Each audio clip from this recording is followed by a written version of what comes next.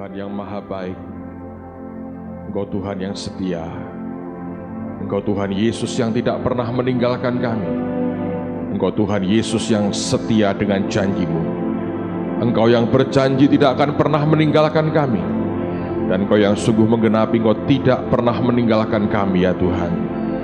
Terima kasih untuk pagi hari ini, terima kasih untuk anugerah kami boleh dihimpunkan dan menyembah Engkau. Pagi hari ini Engkau memberkati kami. Tidak ada orang yang pulang tanpa diubah hatinya dan diberkati oleh Tuhan. Semua kami pulang dengan berkat dan perubahan yang daripada-Mu. Karena itu selubungi kami pikiran, perasaan, kehendak kami, tubuh kami, roh kami, dengan roh hikmat, roh wahyu dan roh pengertian. Karena itu yang membuat kami mengerti akan hati-Mu dan hidup sesuai dengan kehendak-Mu. Terima kasih Bapa, pengurapan yang baru sudah di tengah-tengah kami dan akan membuat hidup kami diubah makin serupa dengan Engkau sendiri untuk kemuliaan nama Kristus Tuhan kami, di dalam nama Yesus yang mulia. Dan semua kita berkata amen. Berikan kemuliaan bagi Dia sekali lagi. Amen. Silakan duduk saudara. Nah, mari kita buka firman Tuhan sama-sama dalam Kisah Rasul pasal yang ke-13 ayat yang ke-22. Kisah Rasul pasal 13 ayat yang ke-22. Sebelum saya baca, nanti akan ada waktu juga kita akan buat retreat untuk suami istri. Ini akan penting sekali. Jadi yang suami istri tenang aja, kita akan adakan waktu untuk suami istri. Kami sedang mengatur, memodifikasi akan bentuknya supaya berbeda dan pasti akan membuat kita lebih indah lagi. Kisah Rasul pasal 13, perhatikan pada ayat yang ke-22. Alkitab berkata demikian, setelah Saul disingkirkan, Allah mengangkat Daud menjadi raja mereka. Tentang Daud, Allah sudah atau telah menyatakan, Aku telah mendapat Daud bin Isai, seorang yang berkenan di hatiku dan yang melakukan segala kehendakku. Alkitab berkata, Tuhan berkata, Aku telah mendapat Daud bin Isai. Kalau Anda lihat terjemahan lain, Amplified mengatakan, I have found David, aku telah menemukan Daud. Dan kata menemukan ini sebetulnya bukan sekedar seperti orang jalan lalu ketemu dengan barang yang tergeletak di pinggir jalan, atau Anda melihat ada uang, Anda berkata, aku menemukan uang nih. Bukan.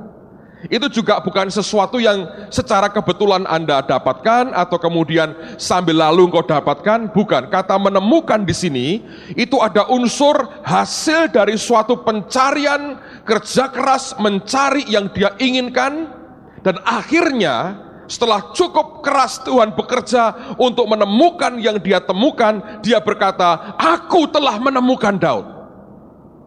Dan kalau Anda bandingkan, ini juga dialami oleh orang yang bernama Saulus atau kemudian disebut sebagai Rasul Paulus. Coba sebagai pembanding ya, lihat pada pasal yang ke-11, Kisah Rasul juga pasal yang ke-11. Perhatikan pada ayat yang ke-25. Kisah Rasul pasal yang ke-11 ayat yang ke-25, Alkitab berkata, Lalu pergilah Barnabas ke Tarsus untuk mencari Saulus. Dan setelah bertemu dengan dia, ini menggunakan kata yang sama. Setelah bertemu dengan dia, ia membawanya ke Antiokhia.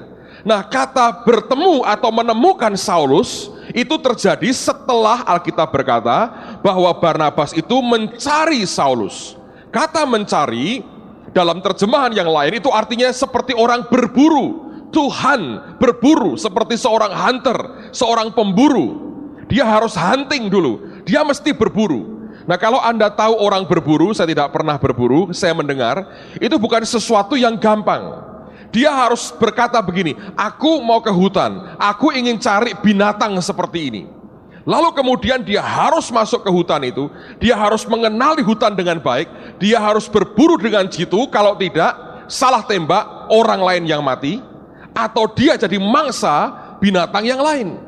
Jadi artinya ini bukan sesuatu yang dengan gampang ditemukan, tapi sesuatu yang harus diburu, yang harus dicari. Sesuatu yang sebetulnya Tuhan berkata, aku ingin jenis yang seperti ini, karena itu aku mesti cari orang seperti ini. Dan akhirnya Alkitab berkata, Tuhan berkata, aku telah menemukan Daud. I have found David. Aku telah temukan Daud. Kita kembali ke Kisah Rasul lagi. Pasal 13 lagi.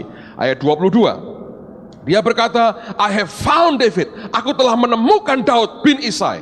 Lalu kemudian kalimat berikutnya Tuhan berkata, seorang yang berkenan di hatiku dan yang melakukan segala kehendakku. Amplified menerjemahkan dengan kalimat yang indah sekali yang berkata, a man after my own heart, orang yang berkenan di hatiku, who will do all my will, yang akan melakukan semua kehendakku, and carry out my program fully, dan akan membawa akan programku sepenuhnya, kata Tuhan. Tidak heran ketika dia menemukan orang yang bisa melakukan semua kehendaknya dan membawa akan program Tuhan sepenuhnya. Hati Tuhan begitu senang sampai dia berkata, aku telah temukan Daud. Aku telah berburu orang seperti ini. Aku mencari orang seperti ini. Ini bukan orang gampangan. Ini bukan orang sembarangan. Ini tidak mudah ditemukan. Dan dia berkata, aku telah menemukannya. Aku sudah menemukannya. Anda bisa bayangkan hati Tuhan. Dia temukan orang yang cocok dengan hatinya. Yang berkata, yang berkenan di hatiku. Nah, yang luar biasa sebetulnya, ketika dia berkata, a man after my own heart. Apa artinya itu? Kalau Anda cek dalam terjemahan yang lain, The Message misalnya, itu menggambarkan dengan terjemahan bebasnya begini. Aku telah menemukan Daud, orang yang berkenan di hatiku. Artinya begini, orang yang detak jantungnya, heartbeatnya sama dengan heartbeat saya. Bayangin, kalau dia dicek di jantungnya Daud sama. Tapi seringkali Tuhan dicek jantungnya, heartbeatnya, ketika kita dicek, mati. Anda tahu itu? Dia berkata, orang yang bisa ngerti heartbeatku, orang yang bisa ngikuti irama jantung dan hatiku. Kalau aku kenceng, dia kenceng. Aku slow, dia slow. Kalau berhenti pasti tidak, Tuhan tidak pernah mati. Tapi dia berkata, orang yang bisa ngerti dan heartbeatnya sama dengan heartbeatku, yang detak jantungnya sama dengan aku, yang ngerti betul perasaanku, tahu yang aku mau. Dan dia berkata, ini yang aku temukan. Ini bukan sembarang orang, karena semua manusia punya detak jantung yang berbeda-beda. Kita sebagian gemuruh lihat duit jantungnya, sebagian gemuruh lihat perempuan atau laki-laki, sebagian gemuruh lihat jabatan. Tapi orang yang heartbeatnya, detak jantungnya sama dengan Tuhan, itu yang Tuhan cari. Dan kalau dia menemukan, dia akan berkata, aku sudah menemukannya. Dan itu sesuatu yang langka, sampai Tuhan begitu bersuka cita. Ingat, dia pernah dikecewakan ketika Saul yang begitu minder dan di bawah diangkat Tuhan tinggi, tapi kemudian tidak setia dan berkata, kecewa sekali. Aku sudah angkat hidupnya begitu rupa, kok ujungnya hanya seperti ini. Tapi kemudian Alkitab berkata, dengan sukacita dia berkata, aku telah menemukan Daud, orang yang detak jantungnya sama dengan aku, orang yang mengerti perasaanku, orang yang senada dengan hatiku. Ini yang aku temukan. Dan orang seperti ini akan melakukan semua kehendakku dan membawa semua programku sepenuhnya. Saudara, ini yang sebetulnya Tuhan inginkan di dalam kehidupan kita. Orang yang hatinya bisa memahami dan merasakan akan hati Tuhan. Orang yang bahkan detak jantungnya, heartbeatnya sama dengan heartbeatnya Tuhan. Coba buka Mazmur pasal yang ke-84. Mazmur pasal yang ke-84. Ada sebuah statement yang indah sekali yang saya ingin ajak kita belajar sama-sama. Mazmur pasal yang ke-84, ayat 6, 7 dan ayat yang ke-8. Mazmur 84 ayat 6, ayat 7 dan ayat yang ke-8. Alkitab berkata, berbahagialah manusia yang kekuatannya di dalam Engkau, yang berhasrat mengadakan ziarah. Ziarah itu suatu perjalanan rohani. Kemana sebetulnya? Nanti kita akan lihat. Apabila melintasi lembah Baka, kata lembah Baka artinya lembah tangisan, the valley of weeping, lembah tangisan, lembah air mata. Mereka membuatnya menjadi tempat yang bermata air. Jadi air mata diubah jadi mata air, indah sekali. Bahkan hujan pada awal musim menyelubunginya dengan berkat. Ayat 8, inilah tujuan mereka. Mereka berjalan makin lama makin kuat, hendak menghadap Allah di mana? Di Sion. Kalau Anda cek di Amplified Bible, Alkitab berkata, orang yang kekuatannya di dalam Tuhan, Alkitab berkata berbahagia, yang berkata yang berhasrat mengadakan ziarah. Kata hasrat itu sesuatu yang ada di dalam hatinya. Dan Alkitab berkata, whose hearts are the highways to Zion, yang hatinya merupakan jalan tol yang besar ke Sion. Hatinya sendiri itu merupakan jalan tol ke Sion. Anda bisa bayangin itu. Dia berkata berbahagia orang yang kekuatannya di dalam aku, yang hatinya ini merupakan highway, jalan tol yang gede yang ke Sion. Kalau Anda bilang highway di Indonesia, Anda nggak lihat yang besar. Kalau Anda ke Amerika, Anda akan lihat highway benar-benar. Itu bisa satu jalan, bisa 6 mobil bersama-sama, truk gede-gede, highway. Ini bukan highway ini jalan tembus, ini arteri, nothing sebetulnya. 6 kali lipatnya. Alkitab berkata, hatinya itu merupakan highway, jalan tol besar yang arahnya ke Sion. Nah, orang seperti ini begini saudara. Pak, gimana sih orang yang tahu heartbeatnya Tuhan? Ini begini, orang yang hatinya itu tertujunya begini, aku ini akan menghadap Tuhan ke Sion, aku ini menghadap Tuhan ke Sion, aku ini mau ke Tuhan ke Sion, aku ini mau ketemu dengan dia, aku mau menyenangkan dia, aku mau menyukakan hatinya dia.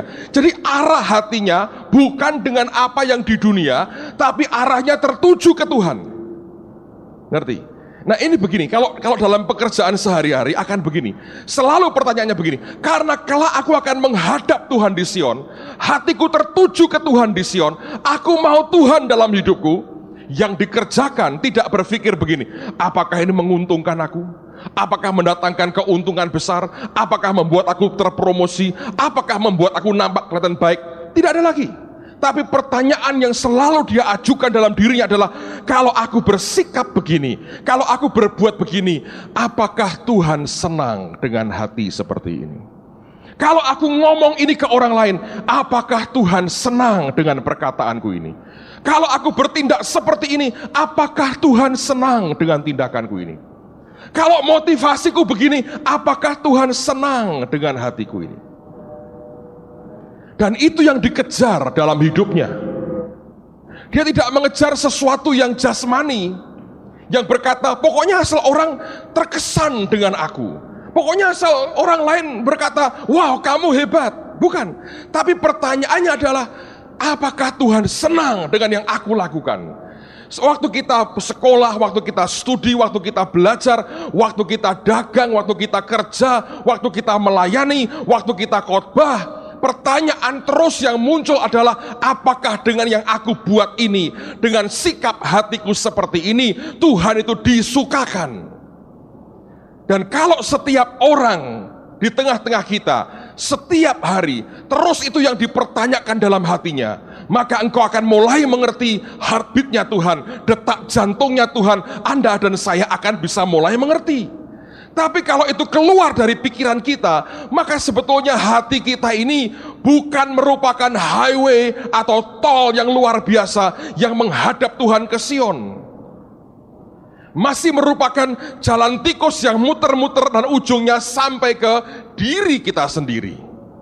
Dan itu yang sebetulnya dijumpai Tuhan dalam hidup banyak orang percaya. Sehingga ketika ada orang yang bisa menemukan dan mengerti detak jantungnya Tuhan, dia berkata, aku telah menemukan Daud.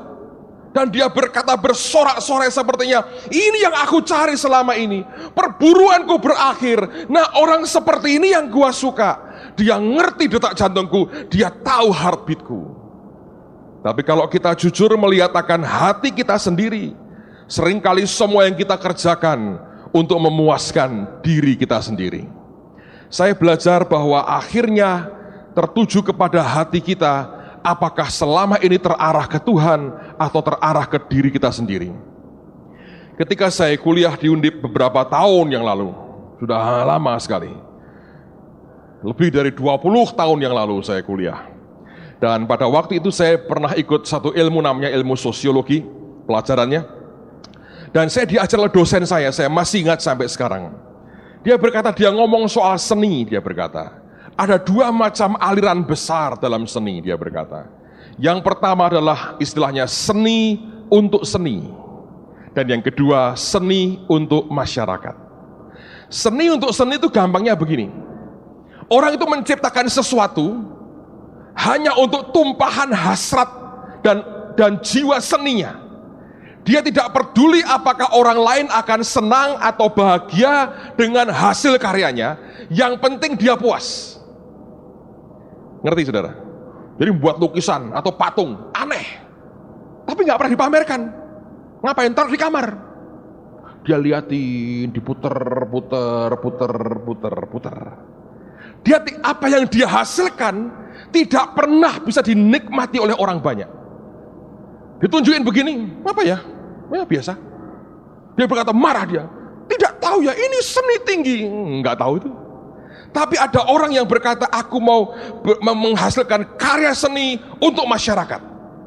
Lalu orang bisa membuat novel, orang bisa membuat karya sastra, orang bisa membuat akan film yang bisa dinikmati oleh orang banyak. Dan hasilnya orang lain menghargai. Jadi ada dua aliran dalam kehidupan kita secara rohani. Hidup untuk hidup kita sendiri atau hidup untuk Tuhan yang memberikan kehidupan buat kita. Itu arah hati kita. Kalau itunya sudah meleset atau melenceng, ya sudah akan hancur semuanya. Nah, hati kita ini jalan tol ke Tuhan atau hanya merupakan jalan tikus yang menuju ke diri sendiri. Ujung-ujungnya berputar ke diri sendiri. Nah, ini yang sebetulnya akan membuat kita tidak pernah tumbuh dewasa di dalam Tuhan kita. Semalam ada acara bagus di gereja. Ada banyak anak-anak pelajar, anak-anak youth kita yang hadir. Saya tahu beberapa orang tua juga hadir. Kita buat panel di sini dengan judul Ratapan Anak Tiri. Dan yang membuat saya berkesan tentu adalah panelisnya, orang-orang yang kita kenal selama ini. Dan teman-teman kita ini punya pengalaman-pengalaman yang traumatik dengan orang tuanya. Tetapi yang membuat saya lebih berbahagia bukannya melihat kesusahan mereka.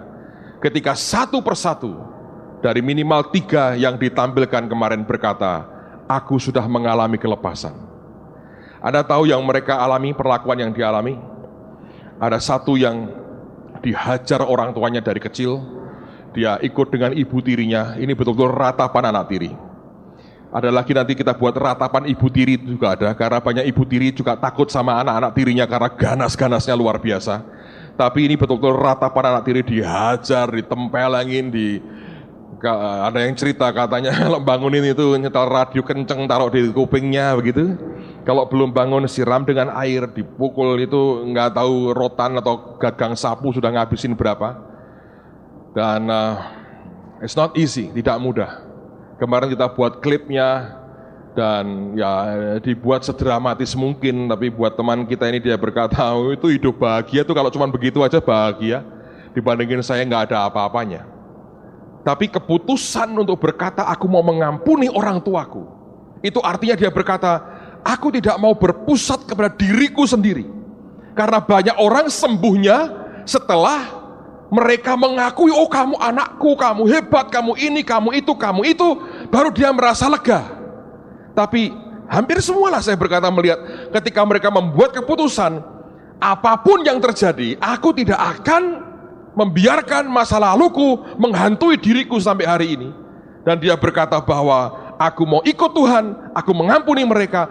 Begitu pengampunan Tuhan turun, yang terjadi adalah mereka mengalami pemulihan dalam keluarga mereka. So, arah hati kita ini penting, saudara, ngerti? Kalau tertujunya ke Tuhan, maka Anda akan berkata, pokoknya dia. Apapun akan aku singkirkan kalau itu tidak menyukakan hatinya. Ini yang membuat Daud dicintai Tuhan luar biasa. Kemarin kalau Anda dengar kesaksian, saya tahu dramatis sekali sih. Beberapa story itu menurut saya sangat dramatis sekali. Tapi Tuhan, saya heran, saya melihat Tuhan itu luar biasa. Kita punya Tuhan yang bisa menyelamatkan kita dan seisi rumah tangga kita.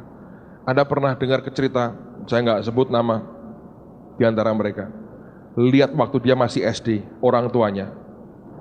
Yang satu karena kalap sekali, yang satu karena harus mempertahankan diri. Dalam keadaan yang begitu tegang semua. Anda tahu, ambil pisau dua-dua dan saling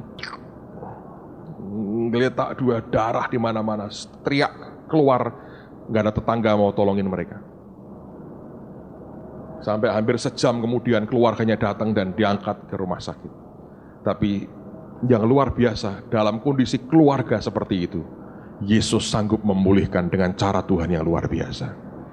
Yang saya kagum dengan Tuhan, dia berkata, kami mengasihi orang tua kami, didoakan, dan sebelum papahnya pulang, mereka sudah semua diselamatkan. Tuhan memberikan pemulihan yang luar biasa. Sudah ngerti? Hatinya harus tertuju kepada Tuhan. Kalau hatimu tertuju ke dirimu terus, itu akan menciptakan masalah demi masalah yang tidak pernah selesai. Alkitab berkata, orang yang dia berkata, ngerti detak jantungku, tahu arah hatinya itu jalannya ke Sion. Luar biasa. Dia tidak akan digoda, diselewengkan oleh apapun. Dia berkata, pokoknya Tuhan. Jadi sekarang Anda cek dalam dirimu. Kalau engkau mengerjakan sesuatu untuk kesukaan siapa? Kalau engkau lagi marah dengan orang, Anda tanya, apakah memang Tuhan mau? Oh, Tuhan mau, Pak. Bahkan dia berkata, itu ambil sabukmu, tendangi mejanya. Ya silahkan. Kayak Yesus menjungkir balikkan meja orang penukar uang, money changer. Nah, kalau Anda merasa begitu silahkan. Tapi kalau Anda mengerti dia berkata, masa engkau begitu? Engkau harus berhenti. Kalau engkau membuat sesuatu misalnya, Anda tanya, Tuhan ini untuk siapa? Semua kita berkata, untuk kemuliaan namamu. Tapi ketika orang mencaci maki pekerjaanmu, bisakah kita berkata, Tuhan engkau dicaci maki? Atau engkau berkata, kurang ajar ya, ngeritiki aku terus? Yang mana? Dari situ akan tahu sebetulnya, hati kita ini highway ke Tuhan, atau jalan tikus ke diri kita sendiri yang cuma muter, akhirnya berujung kembali kepada diri kita sendiri. Saya berdoa kita harus makin dewasa, mengerti akan siapa kita, diri kita yang bagaimana ini, supaya kita makin dibuat dewasa oleh karena anugerah Tuhan. Amen, saudaraku. Saya teringat beberapa tahun yang lalu, tahun 98. Pada waktu itu kita belum berkembang seperti sekarang. Sudah mulai tapi belum sampai pada puncak. Kita belum tembus angka 1000. Kira-kira mungkin di angka 700 jemaat pada waktu itu. Dan ini yang saya masih ingat dan tidak akan saya lupakan. Saya pernah ceritakan sekian tahun yang lalu. Untuk beberapa Anda saya mau ulang, saya mau tunjukkan kepada saudara. Setiap orang harus melewati sebetulnya. Tingkat level degree-nya berbeda-beda. Tapi setiap orang harus melewati.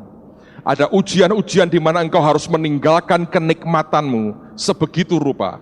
Sehingga Tuhan bisa berkata, memang engkau mau menyukakan hatiku.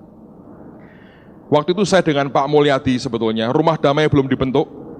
Beliau baru akan pindah ke Semarang. Dan kami sedang cari tanah sebetulnya. Malam itu menjelang Natal kalau tidak salah ya, atau sekitar Natal Desember 98. Saya antar Pak Mul ke Gunung Pati.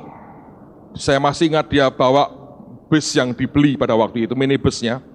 Kami pergi, kami lihat akan lokasinya malam hari sebetulnya, karena mau ketemu dengan yang punya tanah. Lihat tempatnya dan sebagainya. Lalu kemudian dia berkata, wah Pak ini cocok. Setelah beberapa saat, kemudian dia antar saya pulang ke rumah.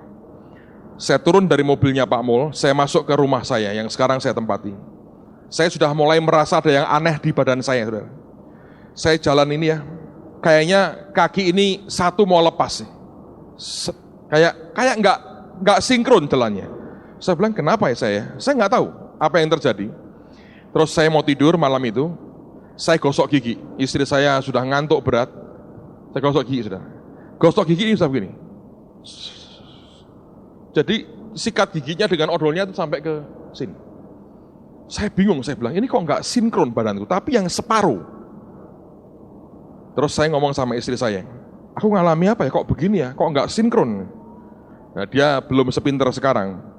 Dia berkata, tinggal tidur aja nanti kan hilang sendiri. Nah, saya pikir ya, saya percayalah. Terus saya tidur, saudara. Tengah malam saya terbangun. Susah melupakan pengalaman ini.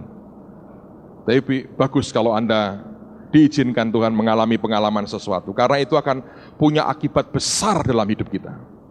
Saya terbangun, saya ingin ke kamar mandi sebetulnya.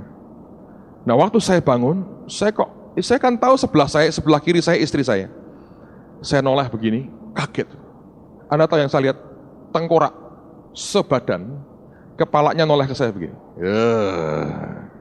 Enggak terlalu cakep sekali sih sebetulnya dia lihat. Terus hilang. Saya kaget, wah ini roh maut. Ini roh maut. Tapi heran sekali, Tuhan selubungi hati saya kok. Saya ke kamar mandi, terus saya minum, selesai, saya balik mau naik ke kasur lagi, baru jalan 2-3 langkah, ini telinga saya dengar audible, saudara. Seperti orang benda logam beradu. Anda pernah lihat film silat? Lagi rame itu, silat itu. Seperti orang perang itu, sekitar saya gini. Muter, tapi nggak bisa dekat saya. Itu orang perang ramenya luar biasa. Saya itu antara orang sadar dan tidak sadar kan, masih ngantuk begini kan kira-kira jam 2:30. Saya bilang, oh ini namanya Tuhan berperang ganti saya. Seru juga ya, aku nggak perang tapi itu pada perang sekitar saya. Tidur lagi. Nggak lama saya bangun lagi, sempat masih lihat itu kejadian. Akhirnya sampai pagi. Pagi saya ngomong sama istri saya, wah tadi malam aku ngalami banyak luar biasa, roh mautnya luar biasa. Saya nggak cerita detail dengan dia. Nah pagi hari saya masuk kamar mandi, saya mau mandi nih saudara. Begitu masuk kamar mandi, Tuhan bicara sama saya. Dan dia berkata begini, kalau hari ini aku panggil kamu pulang ke surga, bagaimana? Saudara pernah ditanya itu kan begitu? Kepengen ditanya itu kan? Tak doa anak saudara. Ini buat sebenarnya.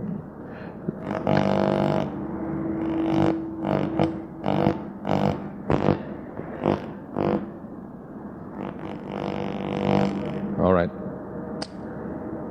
Jadi dia berkata, kalau hari ini aku panggil kamu pulang, bagaimana?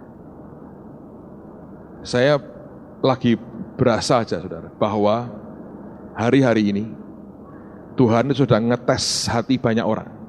Nah, kalau Anda ditanya Tuhan begitu, saudara sudah tidak akan sempat mikir, karena itu roh dengan roh. Gak bisa. Anda boleh ngerancang apapun sekarang, nanti kalau tanya Tuhan aku begini, nggak, percuma. Itu dia akan muncul di saat yang tidak kamu duga, dan tiba-tiba, boom, Anda roh dengan roh itu ketemu, engkau tidak bisa berdalih, ketahuan semua. Engkau akan jawab seperti yang di dalammu itu ada. Yang saya heran sampai hari ini, keluar di dalam saya, amin Tuhan, saya mau. Artinya mau mati. Mau, saya teriak, amin, puji Tuhan. Sudah nggak ingat istri, nggak ingat anak-anak, nggak ingat saudara, nggak ingat. Yang penting saya bisa meledak sukacitanya, saya teriak, amin, saya mau. Padahal kita kalau tanya, dalam Yesus mati masuk mana? Surga. Mau mati? Tidak. Loh, bingung toh? Bingung. Artinya yang di dalammu ini masih belum memadai. Selesai itu, nggak ada apa-apa, diam aja dia. Ini sudah 6 tahun hampir belum mati juga, nggak jadi artinya. Tapi kemudian apa yang terjadi? Siang pagi itu saya doa dengan istri saya, dan waktu sembahyang bahasa roh, itu ada setan gede sekali di depan, tengking, hilang. Saya ngomong sama istri saya, nggak lama ini kita akan lihat sesuatu yang luar biasa. Dan kemudian tahun berikutnya 99 sampai hari ini gereja mengalami pertumbuhan. Bum, bum, bum, bum, bum, bum, bum, bum, bum, bum. Tapi saya beritahu saudara, yang ditawar pertama kali nyawa saya. Kalau aku panggil kamu pulang, bagaimana? Dia nggak langsung berkata pulang, enggak. Dia tawarkan ke kita, spiritmu yang di hatimu itu jalan tikus yang di dalam, yang akhirnya berujung ke dirimu, atau highway to Zion, atau jalan gede menuju ke Sion. Tentu saya tidak mendoakan Anda mengalami yang saya alami, tapi saya beritahu ada kalanya Tuhan itu tiba-tiba menguji akan hati kita. Ketika dia sedang menikmati, saudara, dia sedang menikmati, seperti anak domba menyusui ibunya, diambil oleh Tuhan. Dia berkata, cukup Daud, waktumu nikmati cukup, sekarang waktu kerja buat aku. Waktu diambil kenikmatannya, dan dia mengiyakan apa yang Tuhan mau. Dia berkata, ini orang ngerti heartbeatku, detak jantungku. Nah, balik lagi, sekarang pertanyaan begini. Nah, di mana Tuhan menemukan Daud?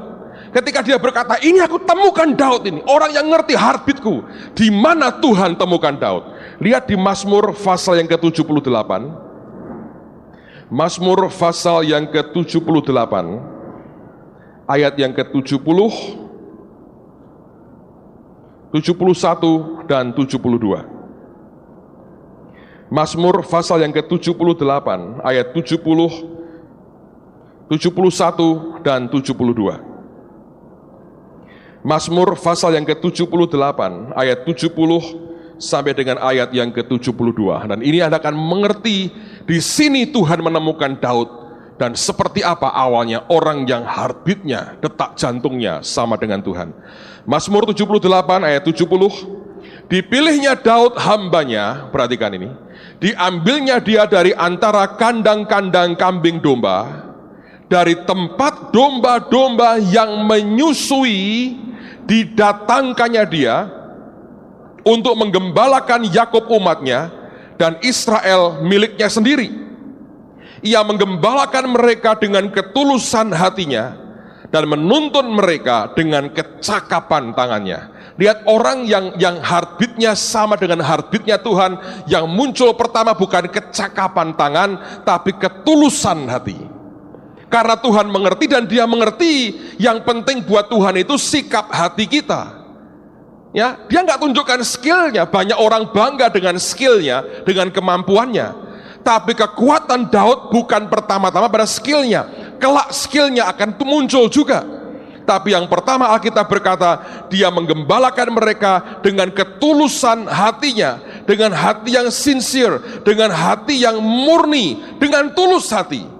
Karena orang ini ngerti detak jantungnya Tuhan. Yang Tuhan mau apa dia ngerti betul. Sehingga itu yang kemudian dia alami dalam hidupnya, bahwa dia mengalami bahwa ketulusan hati yang nomor satu, dan itu yang dia punya. Baru kemudian skillnya, keterampilannya muncul. Banyak orang hari ini menghargai keterampilan lebih daripada ketulusan. Tapi saya mau beritahu saudara, Tuhan melihat hati kita lebih daripada semua keterampilan kita. Anda boleh punya semuanya, Paulus berkata, tapi kalau tanpa kasih, tidak ada gunanya. Artinya tanpa ketulusan dalam hatimu, tanpa engkau mengerti akan detak jantungnya Tuhan, semua upaya kerja keras kita, skill kita, kemampuan kita, seperti apapun, itu hanya nomor dua. Yang paling pertama dia lihat adalah ketulusan hati kita. Karena orang dengan gampang sebetulnya memuji diri sendiri kan. Dengan gampang orang sebetulnya berkata, mengklaim ini hasil kerja saya. Dengan mudah orang berkata bahwa ini karena aku mampu. Anda akan dengan gampang meremehkan orang lain. Dengan gampang engkau akan tersinggung kalau dikritik pekerjaanmu dan merasa, kenapa sih kau selalu mencela aku? Harusnya mengerti dong. Nah, itu artinya bahwa engkau mengerjakan itu untuk dirimu sendiri. Tapi kalau benar buat Tuhan, tidak ada sakit hati karena sebetulnya semua engkau arahkan bagi dia, ya kan? Tapi kenyataan kita masih harus belajar mengerti akan detak jantungnya Tuhan, supaya dia berkata, ini orang aku temukan. Dan orang seperti ini Alkitab berkata yang pertama muncul adalah ketulusan hatinya. Perhatikan di mana Daud ditemukan oleh Tuhan. Saya ulang lagi, Alkitab berkata dia mengambil Daud dari antara kandang-kandang kambing domba. Dari mana? Ayat 71 lebih jelas dikatakan, dari tempat domba-domba yang menyusui, didatangkannya dia. Apa artinya? Secara gambaran seperti binatang, kalau seperti domba, Daud itu diambil Tuhan ketika dia masih belum disapih oleh induknya. Anak yang belum disapi itu anak yang paling berbahagia. Dia tidak usah cari makan sendiri, tinggal menikmati hasil kerjanya orang lain. Ya kan? Apapun yang terjadi dia berkata tinggal buka mulutnya dan dia nikmati akan makanan atau air susu daripada ibunya. Tuhan menggambarkan ketika dipanggil oleh Tuhan, sedang menikmati masa mudanya, sedang menikmati masa ketenangannya. Tinggal dengan kecapinya, dengan mazmurnya, dia menyanyikan pujian bagi Tuhan, menikmati hadirat Tuhan dan berkat Tuhan. Tapi tiba-tiba begitu dia diurapi, yang dia urus adalah raksasa segede Goliat. Dan dia menghadapi tombaknya Saul, dikejar belasan tahun oleh mertuanya sendiri. Bayangin. Kemarin saya lihat ratapan anak tiri, saya pikir mungkin yang berbahagia itu Adam dan Hawa. Tidak pernah dianaktirikan siapapun, dan bukan anak tirinya mertua siapapun, saudara. Tidak punya mertua, tidak punya orang tua. Kalau itu yang terjadi, orang tua semua kacau. Tapi mungkin mereka juga orang yang paling sedih, tidak punya orang tua. Yang mana yang penting? Menurut saya tergantung siapa orang tuanya. Tapi saya perhatikan ini Daud, saudara. Sebetulnya Alkitab berkata seperti domba yang masih menyusui, yang belum waktunya sebetulnya, sedang menikmati yang baik, tinggal nikmati hasilnya. Dari situ diambil Tuhan dan diberi tugas yang berat, harus menggembalakan akan umatnya yang terkenal tegar tengkuknya. Anda bisa bayangkan pekerjaan yang begitu berat, tapi ini orang yang tahu heartbeatnya Tuhan, yaitu orang yang rela meninggalkan semua kenikmatan yang sedang dinikmatinya untuk dia mengerjakan dan melakukan yang Tuhan perintahkan. Orang percaya harus mengerti, Allah seringkali menguji akan hati kita.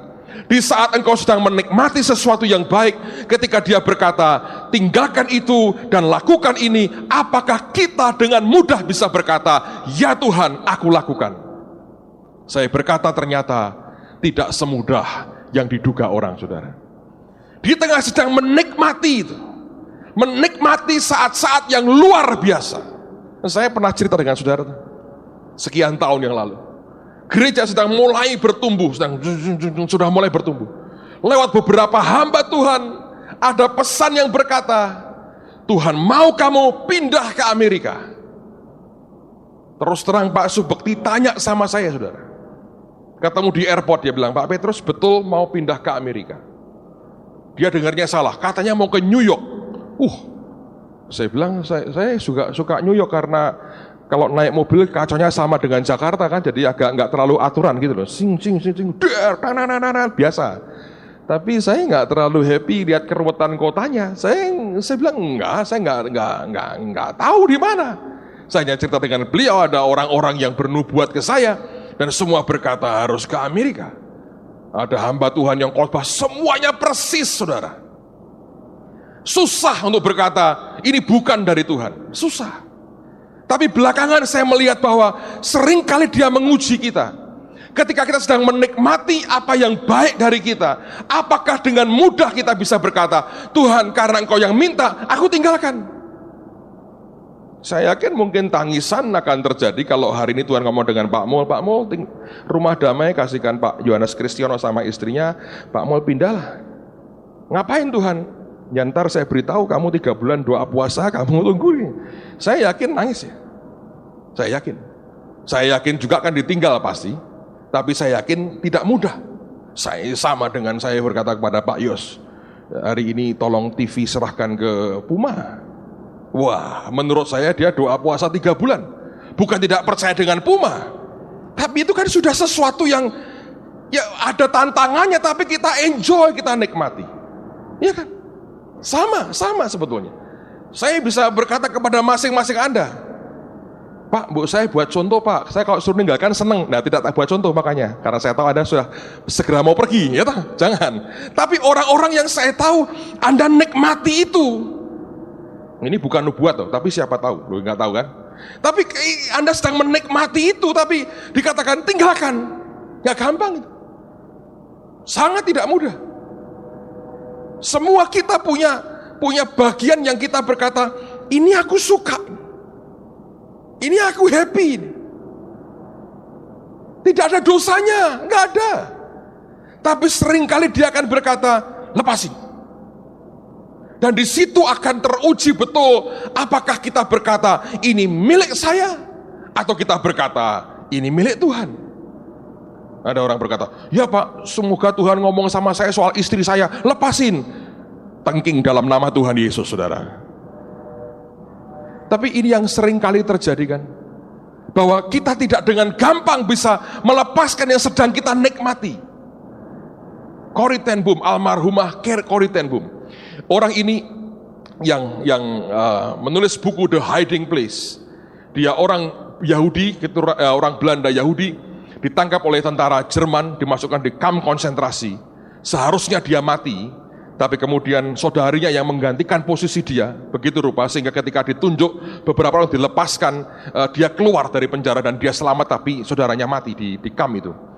Dan dia berkata kepada seorang hamba Tuhan, satu hari dia berkata, kalau kamu pegang sesuatu jangan terlalu kenceng, katanya, sebab seringkali Tuhan akan ambil daripadamu. Kalau kamu terlalu kenceng, Tuhan terpaksa harus membuka jarimu satu demi satu, dan itu sakitnya luar biasa. Jadi cukup pegang, jangan sampai jatuh. Tapi ketika dia berkata, lepas ini, itu membuktikan sebetulnya hati kita tertuju hanya kepada Dia. Abraham juga mengalami, serahkan, korbankan anakmu yang kau kasihi itu. Mengapa selalu begitu, Pak? Sebab Tuhan mau sebetulnya hati kita yang paling aman itu hanya melekat kepada Dia. Bukan kepada pekerjaannya, bukan kepada pelayanan, bukan kepada dunia, apalagi kepada materi dan harta. Dan saya berdoa semua kita akan dibawa Tuhan mengerti akan hal ini. Saudara sekalian, ini yang saya mau ajak kita perhatikan.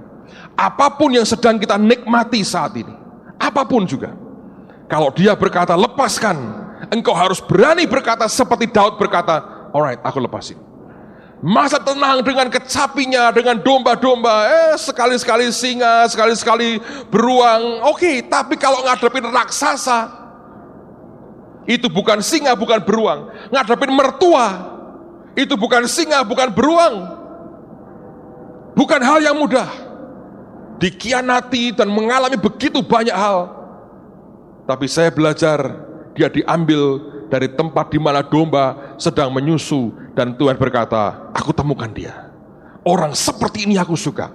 Dan seperti orang yang belum waktunya, diangkat Tuhan begitu rupa untuk sebuah tanggung jawab yang tidak mudah. Saudara sekalian, ini yang Tuhan cari dalam kehidupan kita. Dan kalau kita mengiyakan semua calling Tuhan dalam hidup kita, apapun bentuknya, apapun yang Dia perintahkan kita berkata, I'll do it, aku lakukan Tuhan, itu akan membuat hatimu makin melekat kepada Dia, dan engkau akan diberi ketulusan hati yang luar biasa. Saya berdoa kita memahami itu. Nah, mengapa Tuhan tidak mau kita terikat dengan yang namanya harta, kekayaan, apapun posisi yang di dunia ini? Sebab semua yang sifatnya materi, itu seringkali kalau tidak dihandle dengan wise, akan menghasilkan bencana yang luar biasa. Coba buka sama-sama Yohanes pasal yang ke-6. Saya mau tunjukkan sebuah ironi dalam cerita ini, dan saya harap Anda bisa memahami dengan baik. Yohanes 6 ayat 12 sampai dengan ayat yang ke-15. Saya pernah bacakan akan ayat ini di rumah, tolong baca mulai ayat yang pertama. Yohanes pasal yang ke-6, perhatikan pada ayat 12 sampai dengan ayat yang ke-15. Anda tahu judulnya, Yesus memberi makan 5.000 orang. Nanti di rumah Anda bandingkan ya, Matius, Markus, Lukas menulis akan kisah ini, demikian juga Yohanes. Nah, dari pembanding 4 Injil Anda akan tahu keseluruhannya. Saya akan bacakan dulu, nanti kita akan jelaskan lebih jauh. Dan setelah mereka kenyang, Ia berkata kepada murid-muridnya, kumpulkanlah potongan-potongan yang lebih supaya tidak ada yang terbuang. Maka mereka pun mengumpulkannya dan mengisi 12 bakul penuh dengan potongan-potongan dari kelima roti jelai yang lebih setelah orang makan.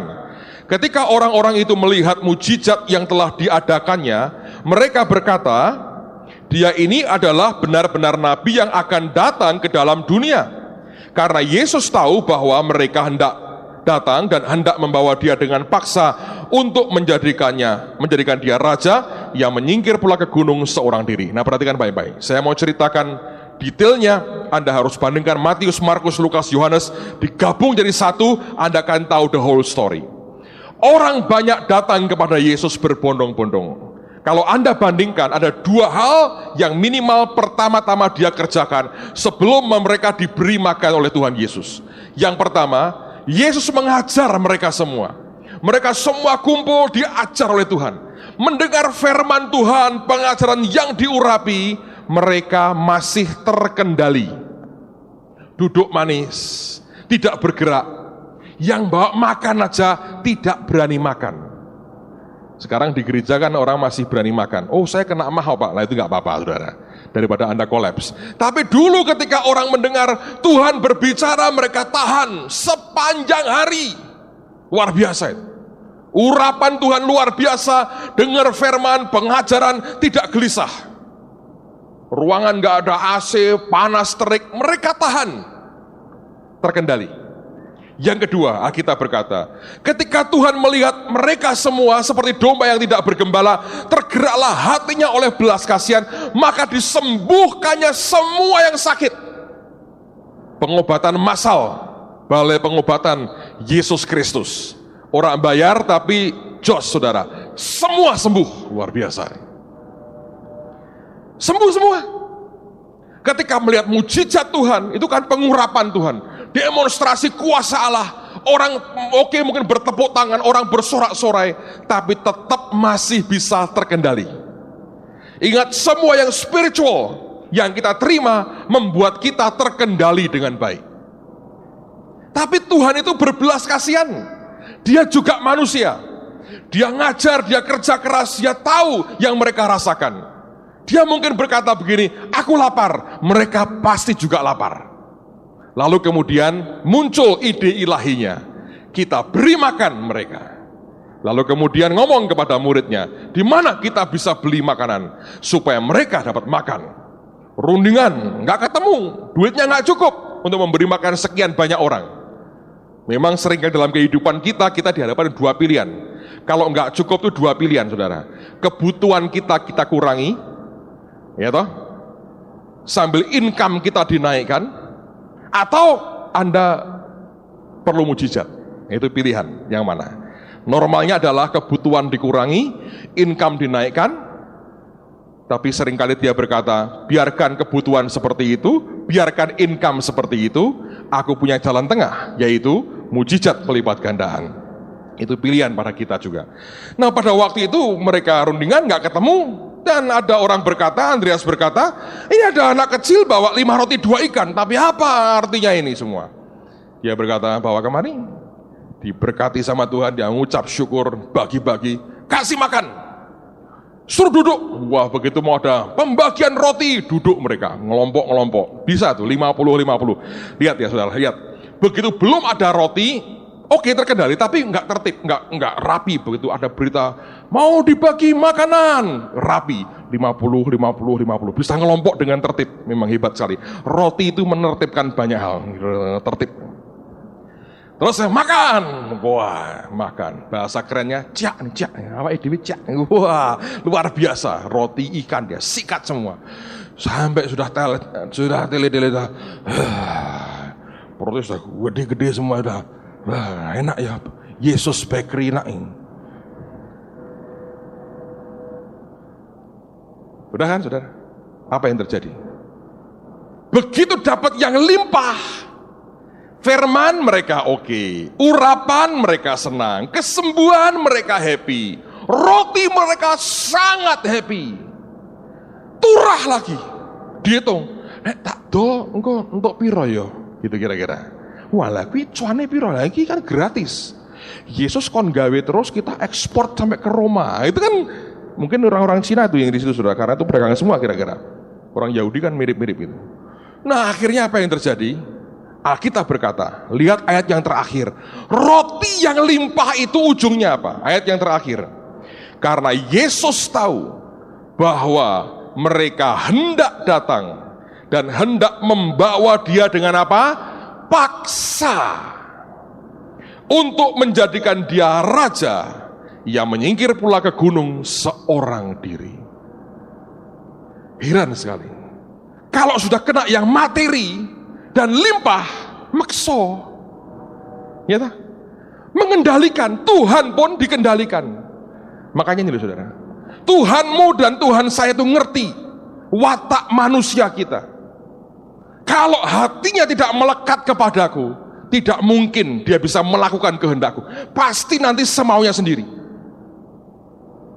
Wong kurang aja modelnya, wah cari jalannya luar biasa, utang sana utang sini, buat berbagai acara, arisan apa uang, bandarnya siapa?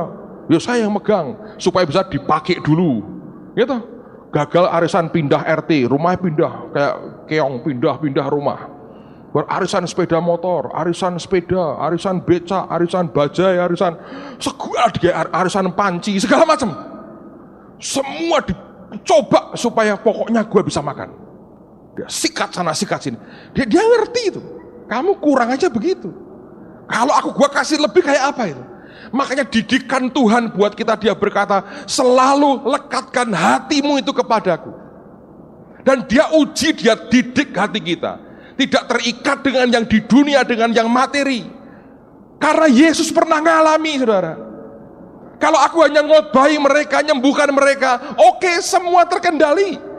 Begitu gua kasih roti, gua dikendalikan. Nah kalau Tuhan aja repot dan khawatir dengan kita, apalagi yang lain. Nanti ini faktanya loh. Coba misalnya, sederhana aja. Anda kalau ke gereja misalnya ya, paling gampang lah. Ketika engkau tidak punya apa-apa, datang itu sudah ngucap syukur. Wah seneng, enak. Begitu uangmu banyak, di rumah tabunganmu semiliat, rumahmu kan jadi lebih bagus, masuk, mesti komentar, panas. Bu ditambahi AC nih, nerak kuat tak tuh oke papi. Ngatur nggak saudara? Ini tok, panas, misalnya gitu. Rumahmu kan bagus soalnya. Tiba-tiba Anda di gereja diajak teman misalnya, yuk nyebut hamba Tuhan di airport, ya naik kijang, numpak kok kijang, makanya mencolot gini. Aku ora iso nek numpak kijang. Bagian numpak apa? Anu Airbus aku. Ngatur. Nah, mbok Airbusmu dijeleki kene, ora ono, tak jeleki Presiden Amerika. Macam-macam, ngatur. Ngerti? Karena orang kalau merasa punya dan berkata ini bisa diatur. Begitu orang punya lebih, dia berkata, nah, Yesus kita manfaatkan. Kayain, modal kecil, untung banyak. Wah ini ilmu ngerentennya timbul, ini berapa puluh persen, berapa ratus. Jalan nggak saudara, otak kita? Jalan tuh. Akhirnya apa? Ngatur. Jadi lebih baik Anda dibuat melarat atau diberkati demi kepentingan masuk surga. Ayo. Kita seringkali menempatkan Tuhan di posisi yang sulit.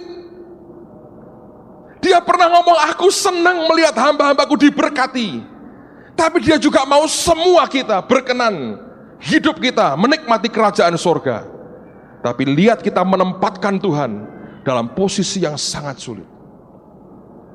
Dan seringkali itu yang terjadi.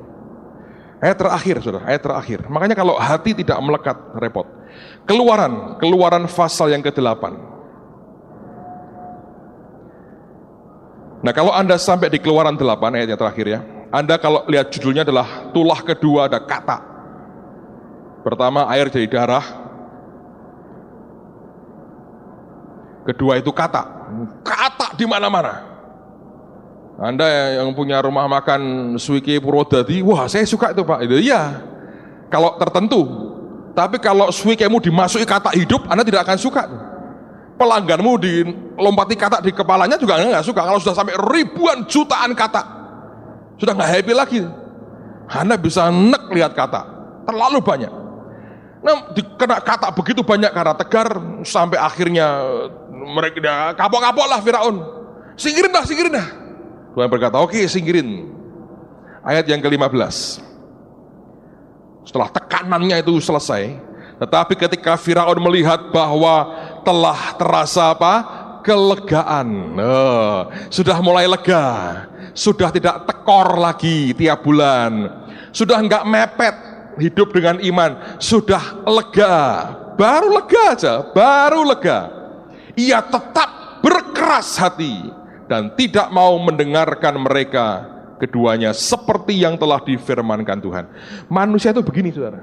Kalau dicepit, pepet baru, ya Tuhan, ya ampuni aku. Oke ya, tak ampuni ya, tarik sedikit.